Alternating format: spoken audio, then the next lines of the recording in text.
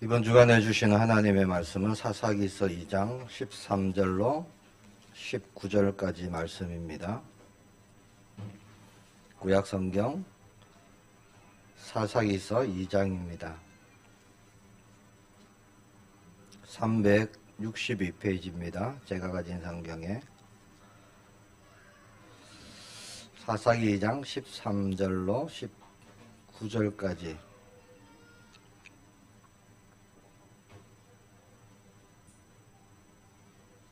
한 절씩 교독합니다. 제가 먼저 봉독합니다. 곧 그들이 여호와를 버리고 바알과 아스다롯을 섬겼으므로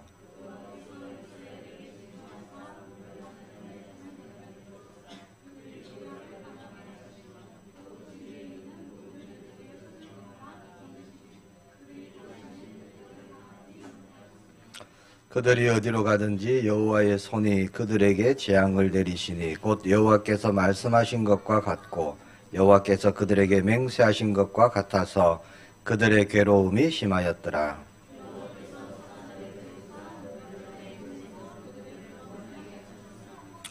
그들이 그 사사에게도 순종하지 아니하고 오히려 다른 신들을 따라가 음행하며 그들에게 절하고 여호와의 명령을 순종하던 그들의 조상들의 행하던 길에서 속히 치우쳐 떠나서 그와 같이 행하지 아니하였더라.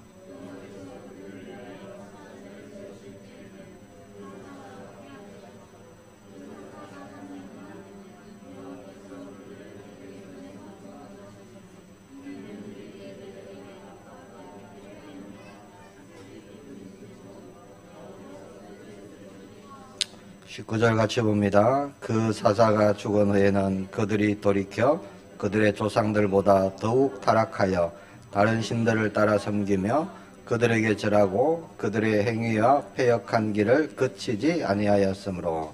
아멘. 오늘 제목은요, 구원은 은혜입니다 라는 제목으로 저와 여러분이 이번 한 주간 내가 구원받은 것이 얼마나 큰 은혜인가 우리가 확인되어지고 누려지는 그런 한 주간 되기를 축복합니다.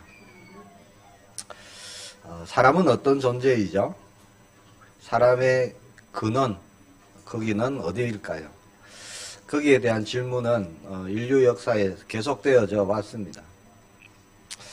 지금까지도 그 누구도 대답을 하지 못한 그런 질문이죠. 사람은 어디서 왔을까? 사람은 어떤 존재인가? 사람은 누구인가? 수많은 지식인들이 있었지만 수많은 책이 쓰여졌지만 사람의 근원에 대한 해답을 제시한 사람이 없었고 책이 없습니다. 로마서 1장 20절에 보니까 그의 영원하신 능력과 신성이 그가 만드신 만물에 분명히 보여 알려졌나니 그러므로 그들이 핑계하지 못할지니라 그렇게 말씀합니다. 자, 하나님의 형상으로 지음받은 사람이기에 만물을 볼 때 창조주가 있구나 라고 깨달아진다는 겁니다. 창조주가 아니면 불가능한 일이구나 그게 보여진다는 거죠. 자, 그러나 그분이 누구신지 어떤 분인지 왜 창조하셨는지 왜 사람을 만드셨는지 그 이유를 모른다는 겁니다. 고린도전서 1장 21절에 보니까 이 세상이 자기 지혜로 하나님을 알지 못한다 그렇게 말씀합니다. 세상의 지식으로 지혜로는 하나님을 알 수가 없습니다. 세상의 모든 방법을 동원해도 하나님을 알지 못해요. 그래서 하나님께서 하나님 자신을 나타내신 게 있습니다. 그것이 바로 성경 말씀이죠. 우리는 성경 하나님의 말씀을 통해서 우리는 하나님을 알 수 있는 겁니다. 자, 지구상에 유일하게 성경에만 사람이 어디서 시작되었는지, 어떤 존재인지, 무엇을 위해 지음받았는지, 또 어떻게 살아가야 되는지 거기에 대한 말씀이 성경에만 있는 거죠. 창세기 1장 27절 우리가 너무나 잘 알고 있는 말씀입니다. 하나님의 형상으로 지음을 받았다 그렇게 말씀합니다. 창세기 5장 1절에도 보니까 하나님의 모양대로 사람을 창조하셨다고 말씀합니다. 자, 그것은요, 사람은 하나님 없이 살 수 있는 존재가 아니라는 겁니다. 하나님의 형상이기에 하나님과 함께 해야 되는 것이 창조의 원리이고 창조의 목적입니다. 모든 피조물은 창조의 목적이 있죠. 지어진 목적이 있습니다. 이유가 있는 거죠. 제 눈앞에 보이는 이 마이크도 만든 사람에 의해서 목적이 있는 겁니다. 의도가 있는 거죠. 목적대로 쓰임 받을 때 존재의 가치가 있는 거죠. 사람도 마찬가지입니다. 하나님의 형상이 그것이에요. 자, 하나님이 함께하고 하나님과 교제하고 섬기고 예배하고 찬양하는 것, 그런 존재로 지음을 받았습니다. 시편 43편 21절에는 이 백성은 내가 나를 위해 지었나니 나를 찬송하게 하려 함이니라, 그렇게 말씀하십니다. 자, 그렇게 지음을 받았는데요, 하나님을 떠나버립니다. 그것이 우리가 잘 알고 있는 창세기 3장 사건입니다. 하나님이 함께 해야 하는 살아있는 생명이 에베소서 2장 1절에 보니까 죽어버렸습니다. 생명이 죽어버린 사건, 하나님과의 관계가 끊어진 사건, 모든 두려움이 시작된 사건, 그 사건이 창세기 3장 사건입니다. 왜 구원받아야 됩니까? 구원이 필요한 이유가 뭘까요? 자, 그것에 대한 이해가 없고 간절함이 없으면 사실 나를 모르는 겁니다. 하나님을 모르는 것이고 복음을 모르는 것이죠. 사람이 어떤 존재인가, 그걸 모르는 겁니다. 아, 나에게 구원이 필요하구나. 나는 구원받아야 하는 존재이구나. 그걸 모르는 거죠. 사람은 자신을 알 때 구원의 가치를 알게 되는 겁니다. 자, 교회에 나오지만 예배의 이유를 모르고 찬송과 기도의 이유를 모르고 그렇게 교회에 나오면 얼마나 힘들겠습니까? 제가 어렸을 때 그랬거든요. 왜 예배를 드려야 되는지, 내가 왜 주일날 교회에 가서 거기 앉아 있어야 되는지 이유를 몰랐어요. 그러니까 얼마나 힘든지 모릅니다. 자, 내가 왜 구원받아야 되지? 나는 지금 별 문제 없이 잘 살고 있는데, 그렇게 말씀하시는 분도 있어요. 천국 죽어봐야 알지요, 이렇게 말하는 분들 대다수입니다. 자, 로마서 3장 23절에 뭐라고 하시죠? 모든 사람이 죄를 범하였으며 하나님의 영광에 이르지 못하더니. 모든 사람입니다. 자, 한 사람도 예외 없이요, 하나님을 떠난 원죄 아래에 있다는 겁니다. 죄인이라는 거예요. 로마서 5장 12절에는 그러므로 한 사람으로 말미암아 죄가 세상에 들어오고 죄로 말미암아 사망이 들어왔나니 이와 같이 모든 사람이 죄를 지었으므로 사망이 모든 사람에 이르렀느니라. 구원받아야 되는 이유 당연한 겁니다. 사망이 이르렀어요. 죽음이 왔다는 겁니다. 멸망, 저주, 재앙, 그것을 넘어서 영원한 죽음. 자, 해결할 수가 없는 겁니다. 그 시작이 하나님을 떠난 죄. 죄의 삭은 사망이거든요. 하나님을 떠난 것이 죄가 되어서 사망에 이르게 되었는데 해결할 수가 없는 겁니다. 하나님을 알 수도 없고 다시 만날 수도 없습니다. 사람이 하나님을 만나려고 노력하고 애쓰다 보니 생겨난 것이 있어요. 그게 종교입니다. 종교. 그게 우상입니다. 전 세계 아무리 소수민족이라 할지라도요, 종교 없고 우상 없는 그런 민족이 없습니다. 자, 죄 문제 해결받고 다시 하나님을 만남으로 사망에서 해방받는 것, 그게 구원입니다. 이 구원이 필요한 사람이 있고 필요 없는 사람이 있을까요? 그렇지 않다는 겁니다. 세상의 모든 사람에게는 그렇게 구원이 필요한 겁니다. 구원은 선택이 아니에요. 왜냐? 생명이기 때문에. 자, 구원의 은혜가 반드시 있어야 하는 거죠. 아니면 어떻게 됩니까? 영원한 사망, 영원한 고통, 거기에 이른다고 성경은 말씀합니다. 자, 그 시작이 어디냐? 창세기 3장이죠. 자, 첫사람 아담으로부터 시작된 것이 있습니다. 자, 에덴 동산에서 사탄이요, 아담과 하와를 속일 때 뭐라고 했죠? 창세기 3장 3절에 보니까 뱀이 여자에게 이르되 너희가 결코 죽지 아니하리라. 거짓말이잖아요. 하나님 뭘 하셨죠? 정녕 죽으리라. 반드시 죽을 것이다. 그런데 사탄은요, 결코 죽지 아니할 것이다. 이 선악과를 먹으면 너희 눈이 밝아져서 선악을 구별하는데 하나님같이 될 것이다. 그렇게 거짓말합니다. 자, 나라는 존재가요, 하나님처럼 되어서 내가 있는 곳, 내가 처한 환경, 나의 존재를 변화시키겠다. 그 일이 창세기 3장 사건입니다. 자신의 존재에 대한 변화의 도전이 시작되는 거예요. 이거는요, 창조의 원리를 바꿔보겠다는 겁니다. 창조의 근본을 바꿔보겠다는 거예요. 그러니까 존재의 가치를 바꿔보겠다는 거죠. 선악을 아는 일에 하나님같이 되어갔고요, 세상의 모든 판단의 주체자가 되겠다는 겁니다. 스스로 자기 존재에 대한 근본을 변화시키겠다.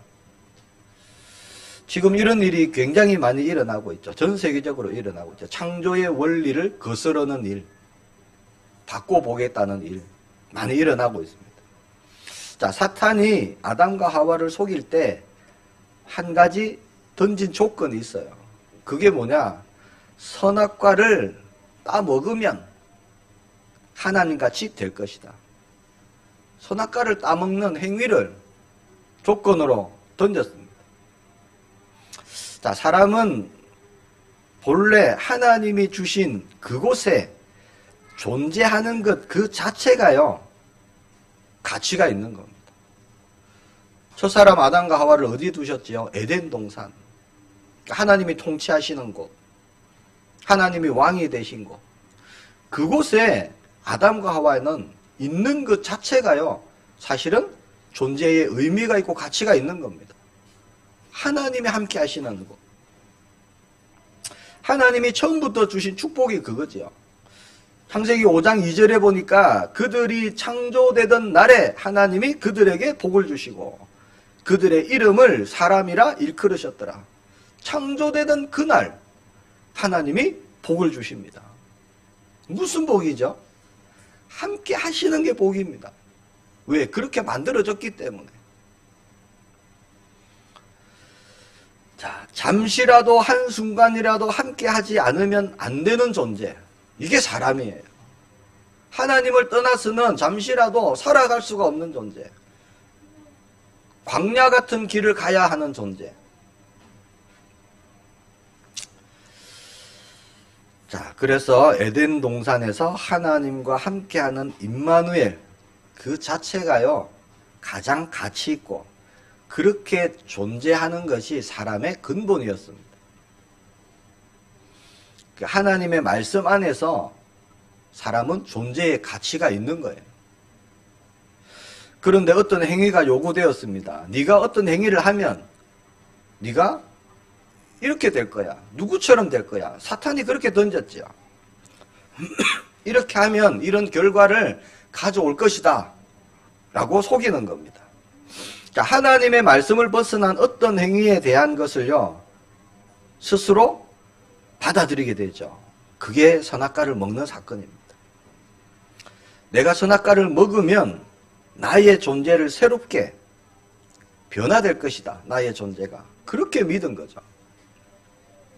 그 믿음은 행동을 가져오고 결국 선악과를 먹게 되었습니다. 자, 사탄의 그 얘기를 듣고 하와가 선악과를 보니까 어떻게 보여요?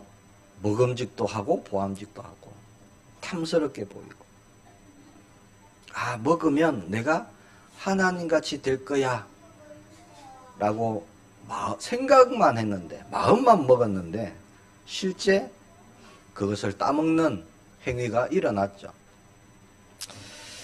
자, 마음만 먹는 것, 생각하는 것, 이게 사실 믿음입니다. 믿음과 직결되는 거죠. 그래서 믿음이 행동을 하게 하는 겁니다. 동물은 본능으로 움직이죠. 사람은 믿음으로 움직입니다. 그래서 아무리 배가 고파도요, 저거 먹으면 죽는다, 그것을 알고 믿으면 절대 먹지 않습니다, 사람은. 왜? 먹으면 죽는 줄 믿으니까. 자, 마음이 얼마나 중요한지 하나님은 다른 것 아무것도 안 보시지요. 마음을 보십니다, 마음. 그 마음이 곧 그 사람이기 때문이죠. 자, 내가 어떻게 하면, 어떤 행위를 하면 나는 이렇게 될 거야. 그것이 아담에게 속한 죄인들의 모습입니다. 모든 사람들의 모습이죠. 자, 끊임없이 행위에 의한 것을 추구하게 되는 겁니다. 자, 결국 선악과를 따먹고 자기의 존재의 변화가 일어났습니다. 그런데 하나님처럼 되는 것이 아니라 다른 변화가 일어났죠. 멸망, 저주, 재앙, 사망의 길로 들어섰습니다. 정령 죽으리라 하신 말씀 그대로 영이 죽어버렸어요. 선악과를 따먹었더니요, 벌거벗어서 부끄러운 자가 되어버렸습니다. 그리고 하나님을 사랑하는 존재에서 하나님을 두려워하는 존재로 변화되었어요. 사람은 자신의 어떤 행위로 존재의 근본 가치를 바꿀 수 없습니다. 하나님이 허락하시는 환경 안에서 하나님에 의해서 존재함이 있는 거예요. 왜? 그렇게 만들어졌기 때문에. 그래서 내가 있는 곳이 어디냐, 거기에 따라서 죄인이냐 의인이냐가 나뉘어지는 겁니다. 아무리 나쁜 짓을 많이 해도요, 자, 그리스도 안에 있다 그러면 의롭다라고 칭하시는 거죠. 아무리 바르게 살고 깨끗하게 살고 사람들이 볼 때 칭찬받을 만한 일을 많이 했다 할지라도 나 중심에서 시작된 거기에 있다면 그거는 죄인이 되는 거죠. 그러니까 나로부터 시작된 환경인가 하나님이 주신 것인가 하는 겁니다. 그래서 사람은 항상 두 종류입니다. 죄와 저주에 속해 있는가 아니면 하나님의 은혜 아래에 있는가, 두 종류의 사람밖에 없습니다. 그래서 전도자 바울이 가장 중요하게 또 자주 말했던 것이 뭐죠? 그리스도 안, 주 안에서, 그것을 아주 중요하게 말합니다. 그것은 환경이고 구조고 또 상태를 말하는 겁니다. 자, 하나님 앞에서 사람은 어떠한 행위로도 의가 될 수가 없고 구원을 이룰 수가 없습니다. 근데 사람들은 행위를 계속 추구하는 것을, 그 추구하는 이유는요, 그것을 통해서 뭔가 이루려고 한다는 거예요. 자, 말씀을 벗어난 모든 행위는 죄를 만들어냅니다. 그렇죠? 하나님 말씀을 벗어난 모든 것은 사실 죄가 되는 거예요. 나로 시작된 모든 것은 죄가 되는 겁니다. 멸망의 길을 가게 만듭니다. 자, 하나님 앞에서 우리는 연약한 존재예요. 무능한 존재입니다. 피조물입니다. 자, 그것을 깨닫고 하나님의 그 은혜, 우리가 하나님의 은혜 아니면 안 되는구나, 나는. 그 은혜를 깨달아가는 것, 이게 신앙생활이고요, 광야길이고 또 가나안 정복의 일입니다. 세상은 뭐라 그러죠? 사탄은 뭐라 그럽니까? 가장 잘 쓰는 속임수가 할 수 있다는 겁니다. 너는 할 수 있다. 너는 될 수 있어. 너는 변화될 수 있어. 너는 무능한 존재가 아니야. 너에게 다른 힘이 있어. 끊임없이 얘기를 합니다. 끊임없이 그걸 가지고요, 그 사람의 자아를 건드리는 거예요. 할 수 있다고 얘기합니다. 아담과 하와가 거기에 넘어간 거야. 아니야, 결코 죽지 않을 거야. 네가 하나님 같이 될 것이야. 거기에 넘어간 겁니다. 지금도 아담에 속한 모든 사람에게 계속되는 유혹, 계속되는 거짓말, 그겁니다. 할 수 있다는 거예요. 모든 사람에게 자기를 사랑하는 마음이 있습니다. 내가 이루고, 내가 나의 존재를 바꿔보고, 내가 주체가 되어서 살고, 그래서 열심히 멸망의 길을 달려가고 있는 거죠. 자, 하나님께서는 그렇게 사탄에 속아서 스스로 자신의 존재를, 그 근본을 바꿔보겠다던 그 아담을 찾아가십니다. 하나님이 안 찾아가셨으면 어떻게 될까요? 뭐 생각할 수도 없는 그런 일이죠. 언제나 하나님이 우리를 찾아오십니다. 선악과를 먹고 아담은 동산 나무 사이에 숨어버렸어요. 하나님이 부르십니다. 아담아, 아담아, 네가 어디 있느냐? 그렇게 부르시죠. 자, 아담의 행위가 어떤 걸 가져왔습니까? 창세기 보니까 벌거벗은 자가 되고 두려운 자가 됐어요. 그때 하나님이 아담에게 오셔서 하시는 말씀, 아담아, 네가 어디 있느냐 하는 겁니다. 어디 있느냐. 아담아, 네가 뭘 했느냐? 뭘 했느냐? 이런 행위를 물어보시는 게 아니에요. 네가 지금 어디 있느냐? 네가 있는 곳이 어디냐? 하는 걸 질문하시는 거예요. 환경, 구조 이런 걸 물으시는 겁니다. 하나님이 어디 있는지 모르실까요? 아담이 나무 사이에 숨어버리면 하나님 모르십니까? 그렇지 않습니다. 아시죠? 하나님은 직접 나무 뒤에 있는 아담아 이리 나와라 하실 수 있잖아요. 그런데 숨어있는 아담에게요, 아담아 네가 어디 있느냐 이렇게 물으시는 거예요. 지금 너는 어디 있느냐? 내가 이루어 준 임마누엘 안에 있느냐라고 물어보시는 거죠. 아니면 네가 선택하고 네가 결정한 거기에 네가 있느냐? 그런 질문이 되는 겁니다. 처음부터 행위를 묻지 않으십니다. 네가 어디 있느냐? 이게 중요하다는 거예요. 왜 스스로 너의 환경을 바꾸려고 했느냐? 왜 숨느냐? 왜 나를 피하느냐? 그렇게 물으시는 거죠. 하나님께서 아담아 네가 어디 있느냐? 그렇게 물으신 것은요, 내가 너를 처음부터 어디에 뒀는지 아느냐? 이런 말씀이에요. 자, 처음부터 만들던 첫날에 처음부터 주신 게 뭐죠? 복이잖아요. 그 복의 자리, 그걸 물으시는 겁니다. 창세전에 너를 택했고 너를 내 우편에 두었다. 내 우편에 네가 있어야 될 곳이다 라는 것이죠. 그곳이 너의 존재를 가치 있게 하는 곳이다. 그런 말씀입니다. 자, 그렇게 물으시는데 아담은요 계속 행위를 대답합니다. 행위. 버섯섬으로 숨은 나이다. 내가 어디에 있습니다. 이 대답이 아니었어요. 많은 사람들이요 행위로 대답합니다.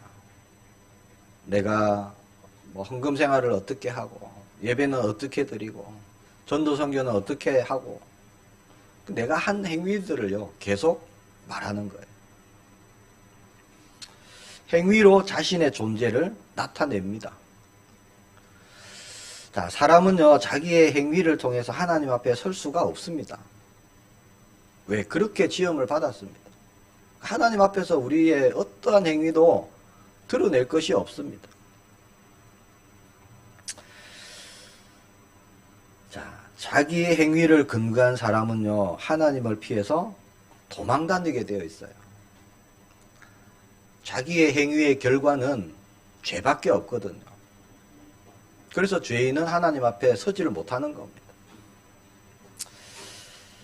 자, 하나님이 그렇게 자신의 행위로 숨어있는 아담에게 네가 어디 있느냐 라고 아담의 환경, 구조, 거기에 대한 질문을 하시죠. 아담이 선악과를 먹는 거 모르셨을까요? 아담이 선악과를 먹을 때 하나님은 멀리 계셨을까요? 아니면 졸고 계셨을까요? 그렇지 않습니다. 그걸 보고 계십니다. 근데 왜 말리지 않으시죠? 선악과 먹지 마라 하셨잖아요. 그거 먹으면 죽는 줄 하나님이 말씀하셨으니까 하나님이 더 잘 아시죠. 근데 왜 안 말리십니까? 아담이요, 스스로 하나님을 바라보고 하나님을 선택하고 오직 나에게 하나님의 은혜가 필요합니다. 그 선택하기를 원하시는 겁니다.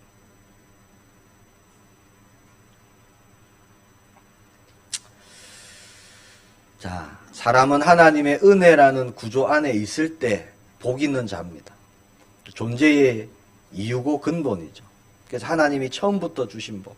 창세기 1장 28절에도 하나님이 그들에게 복을 주시며 하나님이 그들에게 이르시되 생육하고 번성하여 땅에 충만하라. 그렇게 말씀하시죠. 복이 먼저입니다. 복이. 가장 기본이고 근본인 창조의 이유. 복 주시려고. 무슨 복요? 함께 하시는 복. 자, 우리가 있는 자리, 하나님이 있으라고 한 그곳에 우리가 있으면 사실 우리가 무엇을 하든지 상관없습니다. 그 자리가요, 나의 존재를 말해주고 있기 때문에. 자, 우리가 늘 하나님 안에 우리가 거할 때, 그 자리가, 그 위치가 저와 여러분의 존재를 가치 있게 하는 겁니다. 예수 그리스도 안에, 주 안에 그곳이 우리가 있는 곳인 줄 믿습니다. 그러면요, 나의 존재는 하나님의 형상, 하나님의 자녀, 임마누엘, 동행, 열매, 그렇게 되는 거죠. 내가 행위로 선택한 그 자리, 그 환경은요, 창조의 근본에 변화를 일으키는 겁니다. 두려움이 일어납니다. 두려우니까 많이 가져야 되고, 두려우니까 인정받아야 되고, 두려우니까 내가 높은 자리에 올라가야 되고요. 내가 성공해야 되는 거죠. 내가 주인 되어 사는 것, 이게 사실은 창조의 원리를 거스르는 것이 된다는 거예요. 하나님의 뜻을 거부하는 겁니다. 하나님의 형상을 거부하는 거예요. 자, 두 번째 버려야 될 배설물이 있습니다. 뭘 버려야 되죠? 그게 자기 행위입니다. 자기 행위를 가장 좋아했던 사람들이 있습니다. 성경에 보니까. 서기관 바리새인들, 율법학자들. 행위를 아주 좋아했습니다. 아주 중요하게 생각했고요. 행위로 의에 이르고 행위로 구원받는다. 그렇게 믿었습니다. 그러니까 행위가 너무 중요했죠. 나는 할 수 있다. 나는 될 수 있다. 나는 바꿀 수 있다. 그런 자아로 충만했던 사람들입니다. 하나님 말씀을요, 자기의 유익을 위해서 그렇게 이용했던 사람들. 자, 사사기를 통해서 우리가 또 놓치지 말아야 될 것은 사람의 그 어떤 행위도 하나님 앞에서는 배설물과 같다는 겁니다. 아무 소용없는 거예요. 아무런 가치가 없습니다. 조금이라도 가치가 없어요. 빌립보서 3장 8절에 바울이 고백했죠. 내가 모든 것을 잃어버리고 배설물로 여김은 그리스도를 알고 그 안에서 발견되려 합니다. 아니, 그리스도를 만나고 나니까, 복음을 알고 보니까 모든 것이 배설물이라는 겁니다. 내가 했던 것, 내가 가졌던 것, 내가 이루었던 것, 모든 것이 배설물입니다. 그리스도 예수 그리스도의 십자가 외에는 모든 것을 배설물로 여긴다. 자, 이 고백은요, 사실 예수님을 만나고 복음을 알고 보니까 내가 배설물이구나, 그런 고백입니다. 내가 그동안 배설물로 살아왔구나. 그래서 자기를 버리죠. 십자가에 못 박고 날마다 죽고. 자, 저와 여러분은 나의 의, 우리가 버리기를 축복합니다. 나도 모르게요, 붙잡고 있는 게 있습니다. 내가 할 수 있다, 될 수 있다, 아닙니다. 우리는 주 안에서만 모든 것 할 수 있습니다. 우리 하나님이 함께 하실 때 우리는 모든 거 할 수 있어요. 바꿔 말하면요, 하나님이 함께 하시지 않을 때, 하나님이 함께 하지 않을 때가 있습니까? 없죠. 하나님은 늘 함께 하시는데 내가 하나님과 함께 하지 않을 때, 그때 우리는 아무것도 할 수 없는 겁니다. 그런 존재예요. 자, 처음부터 우리는요, 나라는 존재의 가치, 나라는 것의 그 자랑, 이런 것을 할 수 없는 존재로 그렇게 지음을 받았습니다. 자, 세 번째입니다. 구원을 이루시는 때가 있습니다. 이게 중요하죠. 고린도후서 6장 2절에 보니까 보라 지금은 은혜 받을 만한 때요, 보라 지금은 구원의 날이로다.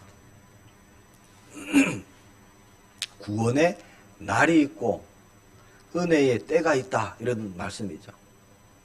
자, 성경에 보면은 구원이 일어난 때가 따로 있었습니다. 구원이 언제 일어났습니까? 자, 구원은 약속하신 여자의 후손 메시아 그리스도를 통해서만 일어나는 게 구원입니다.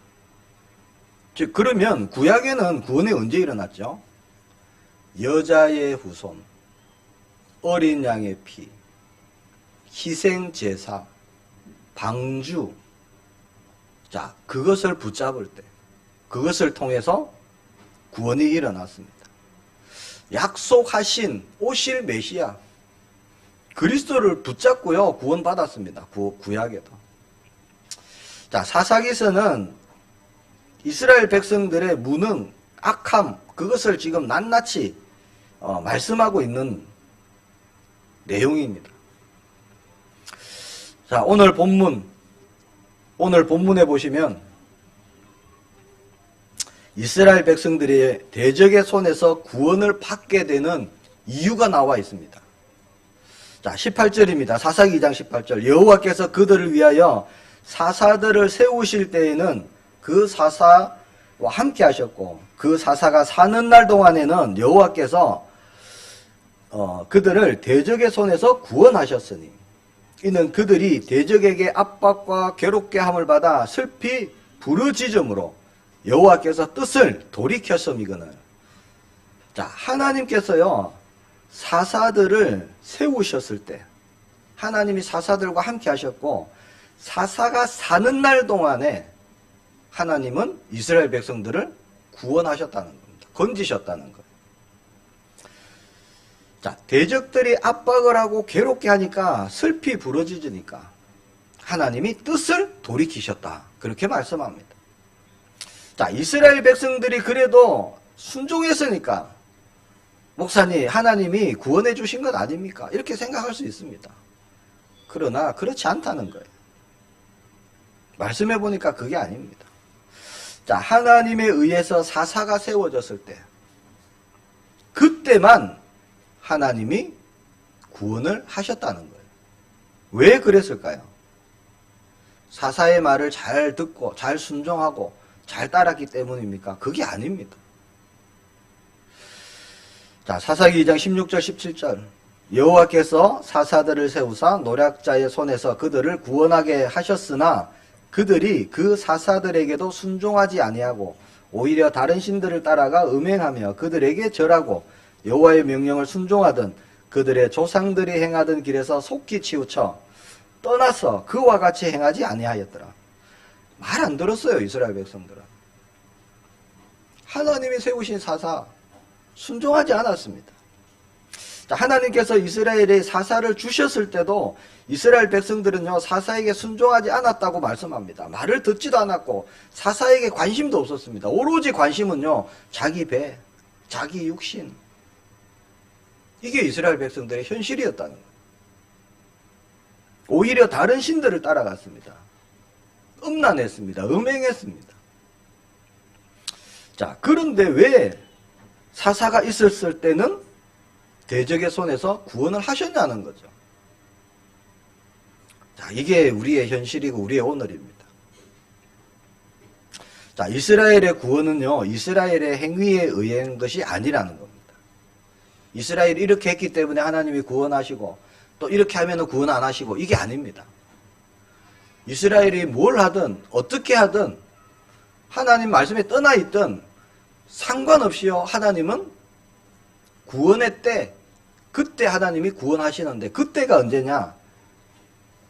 자, 오실 메시아 예수 그리스도를 예표하는 사사가 세워졌을 때, 그때만 하나님이 구원을 이루신다는 겁니다. 그래서 너희의 구원은 행위가 아니다. 너희가 뭘 했기 때문에 아니다. 너희가 순종했어도 아니고 너희가 말씀을 잘 따랐어도 아니다는 거예요. 비록 우상 숭배하고 있을지라도, 지금 하나님을 떠나 있을지라도 오실 메시아, 그것을 예표하는 사사가 세워졌을 때는 구원을 이루신다는 겁니다. 그걸 보고 뭘 깨달으라고요? 아, 메시아, 그분이 오시면 우리를 구원하신다. 우리의 구원자는 오실 메시아. 그거 붙잡으라는, 언약 붙잡으라는 거예요. 언약을 깨달으라는 겁니다. 그래서 예수님은 구약에서도 구원자가 되셨죠. 아브라함도 예수님의 때를 보고 기뻐했다. 그렇게 예수님이 말씀하셨죠. 자, 사사는 뭐 하는 사람이냐? 뜻이요, 재판관, 이런 뜻입니다. 재판관. 자, 하나님의 말씀을 받아서 전달하는 선지자 역할도 했습니다. 재판도 했어요. 전쟁이 나면 총, 지휘관의 역할도 했습니다. 그리고 평화로울 때는 행정도 하고 정치도 하고 다 했어요. 자, 하나님께서 하나님의 그 뜻을 전달하고 이루는 일에 세움받아 쓰여진 사람, 이게 사사입니다. 그렇게 볼 때 모세도 사사고요, 여호수아도 사사예요. 자, 그 사사가 예표하고 뜻하는 것이 있는데 그게 바로 중보자라는 겁니다. 중보자. 오실 메시아 그리스도를 나타내는 겁니다. 그래서 예수님의 그림자, 그게 사사지요. 자, 메시아 예수 그리스도께서 임하실 때 구원이 일어난다는 겁니다. 구원이 그때 일어난다는 거예요. 어떤 행위도 아니고 어떤 노력도 아니고 어떤 공로가 아닙니다. 아무것도 구원을 이룰 수 없어요. 단 예수 그리스도, 오실 메시아, 그 그리스도를 예표하는 사사가 세워질 때 그때만 구원이 임하는 겁니다. 자, 이스라엘 백성은요, 사사기 내내 하나님께 불순종하고 우상에게 마음 뺏기고 그렇게 살아갑니다. 사사가 있든 사사가 없든 자기 유익만을 위해서 살아갔어요. 그게 사사기 내용입니다. 나의 존재를 내가 변화시켜 보겠다. 창세기 3장 계속 일어나는 겁니다. 사사가 있을 때 말도 듣지 않습니다. 사사가 죽으면 더욱 악해지고요, 더 음란해지고, 그게 현실이었습니다. 똑같이 악한 일을 행하는데 사사가 있을 때만 구원을 받는다는 거예요. 어떠한 행위도 구원의 근거가 될 수 없습니다. 우리에게도 마찬가지입니다. 우리의 그 어떤 것도요, 하나님께 의가 될 수 없습니다. 내가 뭘 했기 때문에 하나님이 축복하신다, 그게 아니라니까요. 내가 이렇게 하니까 하나님이 축복하시겠지, 그거 아닙니다. 우리의 의는 하나밖에 없어요. 예수 그리스도의 십자가의 의. 사사가 예표하는 메시아 그리스도가 섰을 때 그 공로로 구원을 받는 것입니다. 어떠한 행위에 상관없이 하나님은 구원을 이루시죠. 그게 바로 신약의 십자가와 예수 그리스도이죠. 우리도 마찬가지입니다. 공로가 있고 행위가 어떠해서가 아닙니다. 녹뱀을 믿음으로 바라보면 구원을 받는 것과 마찬가지예요. 나에게 십자가의 은혜가 필요합니다. 예수님이 그 일을 이루신 그리스도 되심을 믿습니다. 믿고 고백함으로 구원의 은혜가 우리에게 주어지는 거죠. 자, 언제나 예수 그리스도를 붙잡는 그때가 구원의 때입니다. 하나님이 구원을 이루시는 거죠. 지금 어렵고 힘든 것이 있다면 그리스도 붙잡으시기 바랍니다. 다른 그 어떤 것도 답이 될 수가 없어요. 다른 어떤 행위로 하면은 더 안 좋은 결과만 일어나는 겁니다. 왜? 그렇게 지음을 받았기 때문에 우리는. 나의 스스로의 선택은요, 틀린 결과를 가져온다는 거예요. 구원은 나중에 죽으면 천국, 그것만 아닙니다. 지금 나에게 일어나는 모든 것에서의 구원, 다 포함되어 있는 거예요. 지금 상한 마음에서, 낙심된 마음에서, 정말 힘든 어려움에서 그리스도 붙잡으면 모든 두려움에서, 모든 분노에서 구원을 이루시는 겁니다. 자, 말씀을 맺겠습니다. 은혜로 덮으시는 하나님입니다. 은혜 중에 은혜가 뭐죠? 복음입니다. 구원이죠. 우리에게 복음 주신 겁니다. 자, 우리의 행위에 상관없이 하나님은 택하신 자들을요, 은혜로 덮어버리십니다. 십자가의 은혜로 덮어버리시는 거예요. 지금 이게 마이크가 검은색이잖아요. 검게 만들어졌어요. 여기다가 하얀 페인트 칠을 하거나 하얀 종이를 감으면 어떻게 보이죠? 하얗게 보이죠. 안에 있는 검은색이 달라집니까? 검은색 그대로 있어요. 그런데 흰색으로 덮어버리는 거죠. 그러면 하얀 마이크로 보이는 겁니다. 그러면 이거는 흰 마이크다라고 인정하는 거예요. 사실 우리가 받은 구원이 그런 겁니다. 우리 안에 그런 죄성 그대로 있어요. 본질 그대로 있습니다. 근데 십자가의 은혜로요, 덮어버리는 거예요. 죄인인데 죄 없다, 그렇게 말씀하시는 겁니다. 그게 칭의입니다. 칭의. 의롭다라고 칭하시는 거예요. 자격이 없는데 자격이 있다라고 말씀하시는 거예요. 그 보증으로요, 성령을 우리 안에 주신 겁니다. 보증으로. 나는 배설물과 같은 존재인데, 나는 죄인인데 예수님을 믿음으로 그 의로 죄 없다 칭하시는 겁니다. 그래서 사사기 중간중간에 하나님이 사사들을 통해서요, 이스라엘을 구원하신 이유는 오실 메시아 그리스도. 그리스도가 오면 구원이 이렇게 임할 것이다. 그것을 계속 나타내시는 겁니다. 보여주시는 거죠. 메시아가 오면 이렇게 구원을 받는다. 사사를 보고 그렇게 언약을 붙잡으라는 겁니다.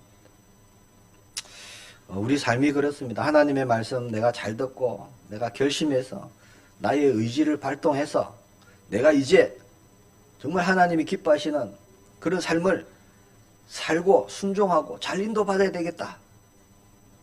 그런데 우리가 조금만 돌아서면요, 다시 옛 사람의 모습으로 가 있고, 우리가 그렇거든요.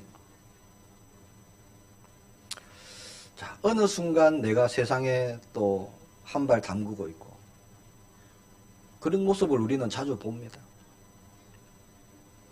때로는 우리가요, 다른 길을 선택하고 가는 것을 하나님이 지켜보실 때도 있습니다. 왜?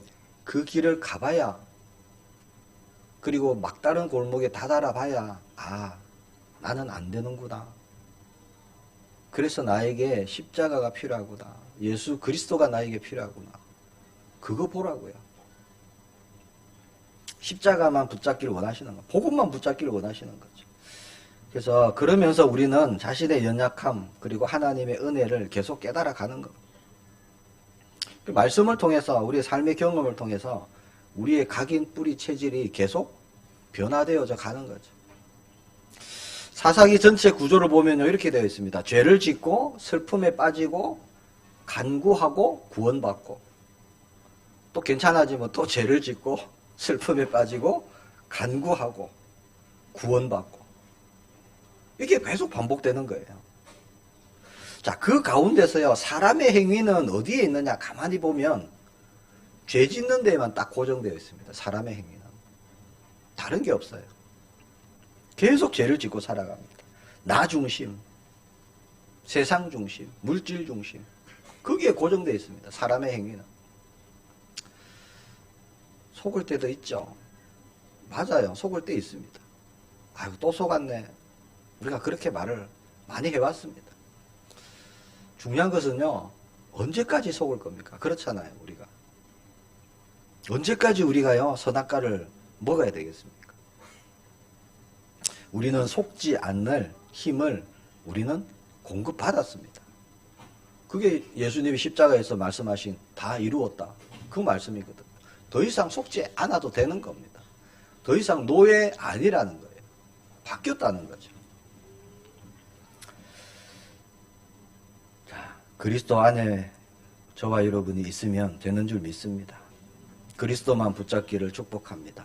자, 오직 구원은 그리스도로만 이루어지는 겁니다. 그리스도를 통해서만 구원이 일어나는 겁니다. 내가 이렇게 하면 이런 일을 주실 거야. 그렇지 않습니다. 행위에 있지 않습니다. 자, 하나님은 행위를 통해서 구원을 이루어 보려는 이 이스라엘 백성들, 우리들의 모습과도 같겠죠. 끝까지 하나님은 십자가의 은혜로 덮으시고 그렇게 이끌어 가십니다. 그것이 사사기의 내용입니다. 함께 기도하기를 원합니다. 구원은 은혜입니다. 하나님 우리에게 구원의 은혜를 주셨습니다. 그 은혜에 의하여 믿음으로 말미암아 구원을 받았으니 그렇게 말씀합니다. 하나님 우리에게 은혜 주심을 감사합니다. 이제 은혜 받은 것을 넘어서 이제 증인으로 가게 하옵소서. 사람의 모든 그 어떤 행위에도 의의가 없음을 고백합니다. 내가 주님 앞에 아무것도 내세울 것이 없고 나의 의의가 없고 나의 존재는 하나님이 있으라 하신 그곳에 있을 때 나의 존재의 가치가 있음을 고백합니다. 이번 한 주간도 사사가 세워졌을 때 하나님이 행위에 상관없이 구원하신 것처럼 언약 붙잡는 그때 하나님 모든 것에서의 구원을 이루신 하나님의 그 응답을 보게 해달라고 우리 함께 기도합니다. 주님 은혜 감사합니다. 언제든지 예수 그리스도는 우리의 구원자가 되심을 고백합니다. 이번 한 주간 우리가 거하는 곳이 주 안이 되게 하시고 그리스도 안이 되게 하여 주옵소서. 우리의 존재의 가치가 그 안에서 온전히 드러나게 하시고 참된 하나님의 자녀로 이제는 전도자로 이제는 세상을 살리는 빛으로 소금으로 우리가 나아갈 수 있도록 성령께서 역사해 주옵소서. 그리스도만이 모든 문제 해결자 되시고 우리의 구원자가 되심을 고백합니다. 이제는 밝히 증거할 수 있도록 인도해 주옵소서. 살아계신 주 예수 그리스도 이름으로 기도합니다. 아멘. 323장 찬송